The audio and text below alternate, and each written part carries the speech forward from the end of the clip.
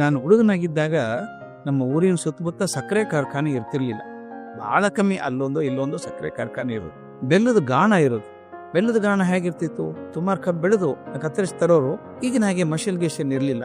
ದೊಡ್ಡ ಮರದ ದಿಮ್ಮೆಗಳನ್ನು, ಸಿಲಿಂಡರ್ ಆಕಾರದ ದಿಮ್ಮೆಗಳನ್ನು ಅಥವಾ ಕಲ್ಲುಗಳನ್ನು ಜೋಡಿಸಿದ್ರು. ಒಂದು ಬಲಿಷ್ಠವಾದ ಎತ್ತುಗಳನ್ನು ಕಟ್ಟಿ ತಿರುಗಿಸೋರಿಗೆ, ತಿರುಗಿಸಿದಾಗ ಆ ನಡುವೆ ಕಬ್ಬಿನ ಜಲ್ಲೆ ತೂರಿಸಿದಾಗ ರಸ ಹೊರಗೆ ಬರಬೇಕು. ಎಷ್ಟು ಇಡೀ ದಿವಸ ನಡೆಯೋದದು. ನಿಮ್ಗೆ ಆಶ್ಚರ್ಯ ಆಗತ್ತೆ. ಆ ಗಾಣ ನಡೆದ್ರೆ 3 ತಿಂಗಳು 4 ತಿಂಗಳು ನಡಿಬೇಕು. ನನ್ನ ತಂಗಿ ಮನೇಲಿ ನೋಡಿದೀನಿ ನಾನು. 4 ತಿಂಗಳು ಗಾಣ ಅಂದ್ರೆ ಅಷ್ಟು ಕಬ್ಬು ಬರೋದು.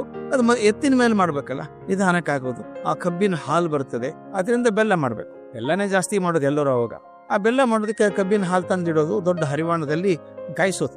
ಆಗ ಇಂಟ್ರೆಸ್ಟಿಂಗ್, ನಮ್ಮ ಜನ ಹೇಗಿದ್ರು ಒಳ್ಳೆಯವರು ಅಂದ್ರೆ, ಯಾರೇ ಬಂದ್ರು ಕೂಡ ಕಬ್ಬಿನ ಹಾಲು ಫ್ರೀ ಆಗಿ ಕೊಡ್ಬೇಕು. 1 ಪೈಸಾ ತಗೊಂಡದ್ ಕಂಡಿಲ್ಲ ಇದುವರೆಗೂ ನಾನು. ಯಾರೇ ಬಂದ್ರು ಕೂಡ ಅದೊಂದು ಲಿಂಬೆ ಹಣ್ಣು, ಶುಂಠಿ ಇಟ್ಟಿರೋರು, ಅದು ಜಂಬೆ ಹಣ್ಣು ಶುಂಠಿ ಹಾಕಿ ಕೊಡೋದು. ಕುಡೀರಿ ಬೇಕಾದಷ್ಟು ಕುಡೀರಿ. ಜನ ತಂಬಿಗೆ ಗಟ್ಲೆ ಕುಡಿಬೇಕು. ಅದು ಚೆನ್ನಾಗಿರೋದು ಕಬ್ಬಿನ ಹಾಲು. ಆಮೇಲೆ ಅದನ್ನ ತಂದು ದೊಡ್ಡ ಹರಿವಾಣದಲ್ಲಿ, ಕಬ್ಬಿಣ ಹರಿವಾಣದಲ್ಲಿ ಹಾಕೋದು. ಈ ಕಬ್ಬಿನ ಜಲ್ಲೆ ಹಿಂಡಿರ್ತಾರಲ್ಲ, ರಸ ಎಲ್ಲ ಒಣಗಿದ ಜಲ್ಲೆ, ಅದೇ ಬೆಂಕಿ ಹಾಕೋದು, ಸುಡೋದು. ಕಬ್ಬಿನ ಹಾಲು ಕಾಯಿಸ್ಬೇಕು. ಕಾಯಿಸ್ತಾ ತಿರುಗಿಸ್ತಾ ಇರ್ತಾರೆ. ನೋಡೋದು ಬಹಳ ಚಂದ. ಅದಕ್ಕೆ ರಾಸಾಯನಿಕ ಹಾಕ್ತಾರೆ, ಕೆಲವು ವಸ್ತುಗಳನ್ನ ಹಾಕಿ ತಿರುಗಿಸ್ತಾ ಇದ್ದಾಗ ಸ್ವಲ್ಪ ಗಟ್ಟಿ ಆಗ್ತಾ ಬರುತ್ತೆ ಹಾಲು. ಗಟ್ಟಿ ಆಗ್ತಾ ಬಂದ ಬಣ್ಣ ಬದಲಿ ಆಗುತ್ತೆ. ಮೇಲೆ ಒಂದು ಕೆನೆ ಪದ್ರ ತರ ಬರುತ್ತೆ. ಕೆನೆ ಪದ್ರ ಬಹಳ ಚಂದ. ಅದನ್ನೇನ್ ಮಾಡ್ತಾರೆ, ಸೌಂಟಿಂದ ತೆಗೆದು ಬೇರೆ ಪಾತ್ರೆ ಹಾಕಿ ಇಟ್ಕೊತಾರೆ. ಅದನ್ನ ಕಾಕಂಬಿ ಅಂತ ಕರೀತಾರೆ. ಅದನ್ನ ಬಹುಶಃ ಕೆಲವು ಕಡೆ ಜೋನೆ ಬೆಲ್ಲ ಅಂತಾರೆ, ಏನೋ ಗೊತ್ತಿಲ್ಲ ನನ್ಗೆ. ಆ ಕಾಕಂಬಿ ಎತ್ತಿರುತ್ತಲ್ಲ, ಅದು ಹೇಗಿರುತ್ತೆ ಅಂದ್ರೆ ಬಾಯಲ್ಲಿ ಹಾಕೊಂಡು ಸ್ವಲ್ಪ ರುಚಿ ಇರುತ್ತೆ. ಅದು ಬೆಲ್ಲ ಆಗ್ತಾ ಇರುತ್ತೆ. ಇನ್ನು ಪೂರ್ತಿ ಬೆಲ್ಲನೂ ಅಲ್ಲ, ಪೂರ್ತಿ ನೀರು ಅಲ್ಲ, ಅದು ನಡುವೆ ಹಂತ. ಅದು ರೊಟ್ಟಿಗೆ ಚಪಾತಿ ಹಚ್ಕೊಂಡು ತಿನ್ನೋದು ಬಹಳ ರುಚಿ. ಬಹಳ ಜನ ತಗೊಂಡು ಹೋಗ್ತಾರೆ ಮನೆಗೆ. ಆ ಕಾಕಂಬಿ ಇಟ್ಟಿರು, ಅದು ಕೂಡ ದುಡ್ಡಿಲ್ಲ, ಬಂದವ್ರು ತಗೊಂಡು ಹೋಗೋದು ಹಾಗೆ ಇರ್ತದೆ. ನನ್ನ ಸ್ನೇಹಿತನ ತಮ್ಮ ಹುಡುಗ ಇದ್ದ. ಅವನು ಕಾಕಂಬಿ ಅಂದ್ರೆ ಇಷ್ಟು ಪ್ರಾಣ ಅಂದ್ರೆ, ಎಲ್ಲೆಲ್ಲಿ ಗಾಣ ಆಗುತ್ತೋ ಅಲ್ಲಿ ಹೋಗೋದು.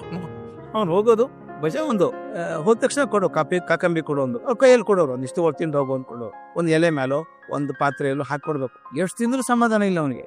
ಅಲ್ಲಿ ಹೋಗಿ ಇಟ್ಟಿರ್ತಾರಲ್ಲ ಬದೂರ್ ಪಾತ್ರೆಯಲ್ಲಿ, ಅದ್ರಲ್ಲಿ ಬೆಳೆದು ಹಾಕಿ ತಿನ್ನೋನು. ಎಂಜಲ್ ಮಾಡಬೇಡದನ, ಕಾಕಂಬಿ ಎಂಜಲ್ ಮಾಡಬೇಡ ಅಂತ ಬೈಯೋರು. ಇವನು ಯಾವುದೋ ಮಾಹಿತಿಯಿಂದ ಎಲ್ಲರ ಕಣ್ಣು ತಪ್ಪಿಸಿ ಮದ್ ಬೆಟ್ಟು ಹಾಕ್ತಿಕೋನು. ಒಂದ್ಸಲ ಎಲ್ಲಾರು ಹೇಳಿದ್ರು, ಇನ್ನೊಂದ್ಸಲ ಬಂದ್ರೆ ಕಾಲು ಮುರಿದು ಬಿಡ್ತೀವಿ ನಮ್ ಗಾಣಕ್ಕೆ ಬಂದ್ರೆ, ಸುಮ್ಮನೆ ಕೂತ್ಕೋ, ಕಾಕಂಬಿ ಕೊಡ್ತೀವಿ, ನೀನ್ ಕೈ ಹಾಕ್ಬೇಡ ಅಂತ. ಇವನಿಗೆ ತಡ್ಕೊಳಕ್ಕೆ ಆಗಲ್ಲ. ಕಾಕಂಬಿ ಕಂಡ ತಕ್ಷಣ ಕೈ ಹಾಕೋದು, ಬಾಯಲ್ಲಿ ಬಟ್ಟೆ ಇಟ್ಕೊಳ್ಳೋದು. ಒಂದ್ಸಲ ಈಗ ಹೋದ ಗಾಣಕ್ಕೆ, ಕಾಕಂಬಿಯಲ್ಲಿ ಬಟ್ ಹಾಕಿ ಬಾಯಲ್ಲಿ ಇಟ್ಕೊಂಡ. ಅಲ್ಲಿ ಅವ್ರು ನೋಡಿದ್ರು, ನೀನ್ ಹಾಳು ಮಾಡ್ಬಿಟ್ಟೆ ಎಂಜಲ ಮಾಡಿ, ಯಾರಿಗೆ ಕೊಡೋದಿಲ್ಲ ಅದನ್ನ, ನಿಂತ್ಕೋ ಅಂದ್ರು. ಅಲ್ಲಿ ಹೋಗಿ ಕೆಲಸ ಮಾಡುವನ್ ಏನ್ ಮಾಡಿದ ಅಂದ್ರೆ, ಒಂದ್ ದೊಡ್ಡ ಜಗ್ ಇತ್ತು. ಆ ಜಗ್ ತುಂಬಾ ಕಾಕಂಬಿ ತಗೊಂಡ, ಹಿಡ್ದ, ಇವನ್ ಗಟ್ಟಿ ಹಿಡ್ದ.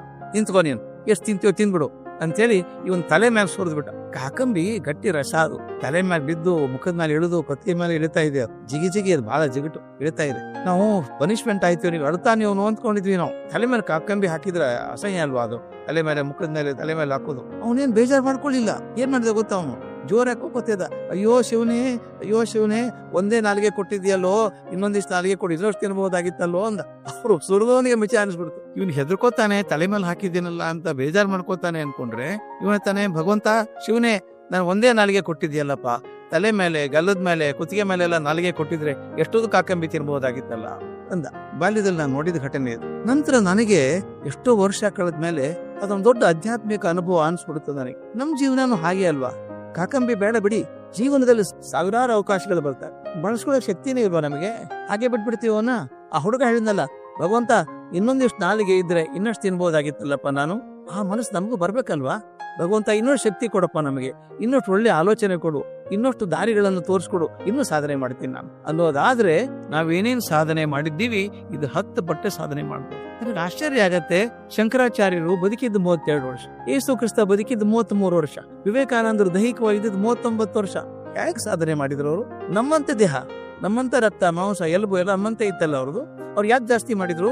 ಈ ಕಾಕಂಬಿ ಹುಡುಗ ಹೆಂಗ್ ಹೇಳಿದ್ನಲ್ಲ, ಭಗವಂತ ಇನ್ನಷ್ಟು ನಾಲಿಗೆ ಕೊಡಬಾರ್ದು ಏನಪ್ಪ ನನಗೆ ಅಂತ ಕೇಳಿದ ಹಾಗೆ ಇವ್ರು ಕೂಡ ಕೇಳ್ಕೊಂಡಿರ್ಬೇಕು. ಭಗವಂತ ಇನ್ನಷ್ಟು ಶಕ್ತಿ ಕೊಡಪ್ಪ ನನಗೆ, ಇನ್ನಷ್ಟು ಸಾಧನೆ ಮಾಡೋಕೆ ಅವಕಾಶ ಮಾಡಿಕೊಡು ಅಂತ ಕೇಳಿರ್ಬೇಕಲ್ಲ. ಆ ಕಾಕಂಬಿ ಅನುಭವ ನನ್ನ ಜೀವನಕ್ಕೆ ಒಂದು ದೊಡ್ಡ ಅನುಭವ ಆಯ್ತು. ನಾವು ಏನು ಬೇಡ, ಸಾಕು ನಮಗೆ, ಇಡ್ ಸಾಕು 30-40 ಸೈಟು, ಹೆಂಡತಿ, 2 ಮಕ್ಕಳು, ಆರಾಮಾಗಿದ್ರೆ ಮುಗಿದೆ, ಜೀವನ ಮುಗಿತು, ಅಲ್ಲಿಗೆ ಮುಗಿದು ಹೋಗತ್ತೆ. ಆದ್ರೆ ಅದೇ ನಾನು ಆ ಕಾಕಂಬಿಗೆ ನಾಲಿಗೆ ಕೇಳಿದ ಹಾಗೆ ನಾನು ಅವಕಾಶಗಳನ್ನ ಕೇಳಿದ್ರೆ, ಭಗವಂತನ ಶಕ್ತಿ ಕೇಳಿದ್ರೆ ಏನು ಬೇಕಾದ್ರೂ ಸಾಧನೆ ಮಾಡುವಂತ ಅವಕಾಶ ನನಗಿತ್ತು. ಮಾಡ್ಲಿಲ್ಲ ಅಂತ ವಯಸ್ಸಾದ್ಮೇಲೆ ಒದ್ದಾಡೋದಕ್ಕಿಂತ ಶಕ್ತಿ ಇದ್ದಾಗಲೇನೆ ಭಗವಂತನ ಕೇಳ್ಕೋಬೇಕು, ಇನ್ನಷ್ಟು ಅವಕಾಶ ಕೊಡಪ್ಪ, ನನ್ನ ಶಕ್ತಿ ಕೊಡು, ನನ್ನ ತೋಳುಗಳಿಗೆ ಶಕ್ತಿ ಹಾಕು, ಕಾಲುಗಳಿಗೆ ಶಕ್ತಿ ಕೊಡು, ಚಿಂತನೆ ಮಾಡೋ ಶಕ್ತಿ ಕೊಡು ಅಂತ ಕೇಳ್ಕೊಟ್ರೆ ಭಾಳ ಒಳ್ಳೇದಾಗ್ತದೆ ಅಂತ ಅನಿಸ್ತು.